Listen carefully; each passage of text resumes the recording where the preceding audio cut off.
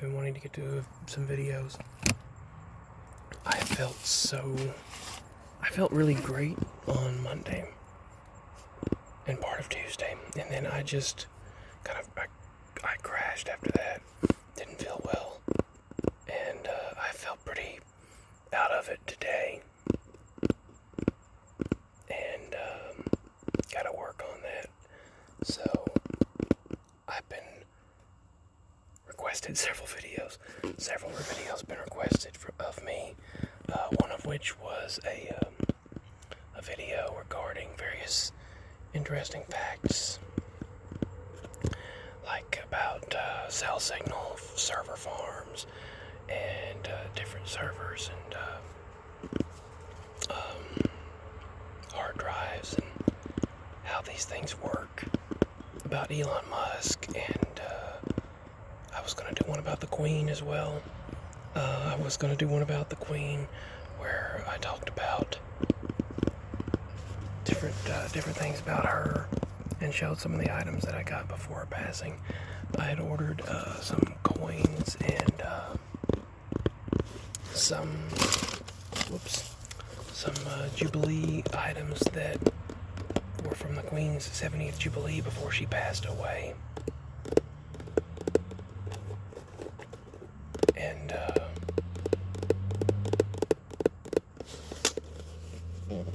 yeah, I will work on that. So, an update is my Nana is doing better. She's still weak, but she's doing better. She's still in the hospital right now. They're going to keep her for a bit longer, and there's a bit of argument on whether or not she should be physical therapy, whether the insurance will pay for it, and whether she's going to go back to the house and the family check on her. And there's just different arguments on what should be done, but they're, I guess, working it out. That's what's going on there. But I appreciate the feedback on the Elon video, and I appreciate the feedback on the video I did on various random facts. I was going to do one where I talked about how when you pull up a video like mine right now, but for example, if you pull up a show on Netflix, actually a lot of ISPs or internet service providers actually have what they call private, and they have servers, but they have these data centers, and they actually have some have about 240 something terabytes of data that is given to them on these private servers in your internet service provider's location. That's why sometimes when you pull up a Netflix show or movie, it's in such high quality and gets there so quickly versus other things. When you go on to Netflix.com and try to log into your account and modify your account, add a gift card code, or if you add when you're trying to add some information onto your Netflix account, the reason why it takes so much longer is you're requesting that information, and it has to the IP address of the internet protocol address of your device, which every device has. It's sort of like a mailing address to know where to send the packets of data to. But it requests the Netflix domain name, the HTTPS hypertext protocol. It requests the address, which usually is in California, because its website is actually run from California. But when you pull in the shows and movies, they get there quickly because they're actually housed in various places across the country. So when various people across the earth are requesting Netflix movies and shows, it's usually maybe just miles down the road from you where it's coming from. That's why the traffic seems to be less bogged down when you're pulling up something. I know Sling TV is different because it's an IPTV service, a internet protocol television service. It's like broken down and restreamed over a data service. Like Sling TV gets theirs from Dish Network, and so on and so forth. So it's done through an IPTV service, but that's different. A lot of things are now live streaming, like Hulu is doing doing Dancing with the Stars live stream, and that takes a different type of technology. But it's a lot different than it used to be and a lot quicker. But when you were pulling up Netflix's website, trying to modify your account, add a gift card, or add information to it, when you're trying to do that, it's different. It's actually going to California. That's why you get a lot of spinning and buffering when you're trying to pull up the website, modify your account. And Netflix actually tries to update their website every 24 hours or so. So that's why they usually try at night, usually 8 p.m. to 4 a.m. to update their servers in California. That's why it takes so long sometimes when you're actually trying to go onto your account, your Netflix account. That's just a little bit of information. That's why it takes so long versus going on to their app, because the app pulls in information that might be closer to you than the website. The website is actually run from California. People a lot of times don't even think about, if you're talking about NFC or a near field communication, you're talking about a phone, for example. I see people pay with their phone, and I've done that sometimes myself when I don't have cash on hand. If the money's in the bank, but if you're fortunate enough to have something there at the moment and you just don't have cash on you and you haven't drawn anything out with a card, well, what's actually happening is, say if you've got a PayPal card linked with it, or your debit card, but let's start with PayPal, which Elon also started, which is one of the most secure digital transaction companies on earth, they say. There's a trucking company, a trailer just went by it's turning around over there, called Calligraphy. I couldn't get this screen to turn around, but it was called, the trailer that was attached to it is called Calligraphy. I've never heard of that company. Art is usually calligraphy, but anyway. I think actually, or is that the Chinese writing calligraphy? That might be the Chinese writing calligraphy. Am I thinking that right? Is calligraphy Chinese writing? I don't know. I'm trying to get the balance, the brightness balance there. Okay. But yeah, when someone lays their phone down, it's got to generate a temporary code, and then it communicates with the terminal, and then the host, and then the bank that the company, the private servers they have, and then the bank that the company is using for the money to go to. First, it requests your bank. They send 2 sets of codes to each other, and then it requests that to PayPal if you're using that. Then it requests it to your bank. Your bank then, now if you're just using your card itself, then it just goes from the phone to your bank. So it requests that terminal that terminal gets a code that then sends it to your bank, and then your bank requests a certain amount to be sent out, and then the phone then gets that amount digitized. They have to match, the codes have to match that they send back and forth. If they don't, then the encryption just gets, locked. You get locked out. It gives an error. But usually, like, there'll be an SSID, a AID, a sequence code, an authorization code, there'll be an AID, an authorization code, a sequence code, and an AAD, or there'll be different codes that come back and forth between the terminal and the bank. Then your bank then sends that code back to the terminal. They match. Your phone okays the transaction. But and then when you're using GPay or Google Pay, it's got to contact them after it contacts your bank to request to send the money through Google Pay to that terminal. So there's so many codes involved and so much. It's got to go through your bank and then through California, then back to you. No one thinks about all that information transferring back and forth. Seems impossible, but then, hey, there it is, it's happening, But our neighbor's cat just came over here.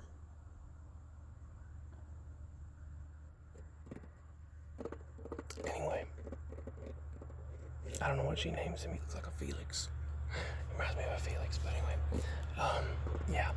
all that stuff, and all these things. When people pull up a show on Netflix or Hulu or Disney Plus or Sling or Amazon Prime or Vudu or on YouTube, Google, whatever you're pulling something up on, they don't think about the majority of it's being done on optical fiber cables, transmitting as light, and then retransferring back as code and changing to. It's like whenever you pull something up on your phone, the phone sends out an electromagnetic frequency, and then that frequency goes out from the phone to the router if you're at home, and then transfers as light impulses through the optical fiber cables. That fiber optics cable network system that's connected worldwide. Under the ocean, there are tubes that are about this big. It's about as big as a Mountain Dew can, and the cables are only about that much. But inside that, on the outside of that, there's sort of like a lubrication system they have to make it run properly, which is like a sort of like Vaseline or petroleum jelly. So it's got a oil type of material that is lubricating the tubes. Then inside that is another several layers. Then inside that is the thousands of tiny fiber optic cables that's inside that. You know how those things you used to play with that would move around, those optical fiber cables with lights at the end? That's what they're like. But that's what our data's transferring through, is those light emissions. And then it transfers into a radio frequency once it gets through a router, or if it's going through cell towers. It's complex, man. I'm telling you, it's really, I'll try to explain it sometime. There's so much that goes into when you are making a phone call or when you're trying to pull up something. There's so much. But I gotta get back to what I was doing. I thank you all for watching. And yeah, there's a lot of complex stuff that goes into all of this. And a lot of data switching centers, a lot of data distribution centers, a lot of all these data centers or data centers, and network centers, server farms. So many different things go into play when you're watching something or doing a financial transaction. People don't even think that cloud computing, they're always like up there, but no, the cloud, all it is you're just using someone else's computer. You've seen these server rooms in these data centers where they have millions of hard drives. That's where your stuff is stored. That's where this video you're pulling up now is stored. It's stored in hard drives in a data center and in server rooms, and people have to inspect them all the time, make sure they're cooled properly, and if there's an error, that data is copied multiple times so that when one drive goes down, there are so many others that house your data and so many copies so you won't lose it. You upload a video or a picture to Google Drive or put a document in Google Drive, yours along with everyone else's have to be stored in those drives, just like those SSD solid state drives that you purchase that you put into your computers, or those portable hard drives, those Western Digital, or these various portable hard drives that you will buy. Like when people buy a SATA drive or SATA and plug their Western Digital or whatever other, like I think the others are not Skynet. I don't think it's Skynet. Let's see, they're Western Digital and wow, it starts with an S and I can't even think of it right now.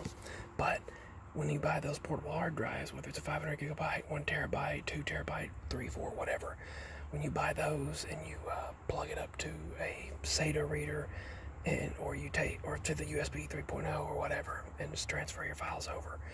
You know, when you have a DLNA proxy server, you use your computer and connect it to the router and set up the DLNA service. It's like your computer's a private server for your home and all the devices connected to it. You could pull up those files over the router, or if you have a router that has a USB input where you can take the data and type in the IP address of your router and pull up that information. That's sort of like a private server. Everything we pull up is similar to that. Kind of like a DLNA, when you set up a DLNA proxy server on your desktop computer or laptop, and you connect it to the router where you can pull up your files on all the devices connected to it. I think there was an app called MLNA or something like that where you could pull up various files from the desktop computer as long as it was on and connected to your router. And after you set it up with a DLNA, you can inactivate that. I think that was how that worked, but people don't think about that when you're pulling something up, you're actually using other computers, that house hard drives. The data centers and servers are allowing you to pull up these videos stored in those centers that are just like private servers. I mean, it's complex, but honestly, I don't know how we got where we are today. Because some ways it's good, and some ways it's bad. In some ways it's also negative because they can shut people's lives down for something simple, for having an opinion. They can interfere in people's lives, and it's also a bad thing. So there's positive, negative, good and bad. It can interfere in our daily lives, election processes. It can interfere with our thoughts and opinions, our buying and selling, all of that. So no one, if they don't like you, they can shut you off, type of thing. But yeah, that's how it kind of works. It goes really deep, but someone said they wanted part of that, and I just thought I'd, share another quick video, and I'll try to do another one later. This was just an on-the-spot video. This is not, what is going on here? Oh, well, I turned on the autofocus. That's what was going on. That's why it was so blurred a moment ago. I was wondering why it was so blurred. I turned off the autofocus and I forgot to tap. Oh well. Alright, gotta get back to what I was doing. Look at the day. Can you see? It's a beautiful day out here. Alright, that's all. Signing out. Sweet dreams. Please show support at the link below. Please like, subscribe, and share with others. Comment below. Bye.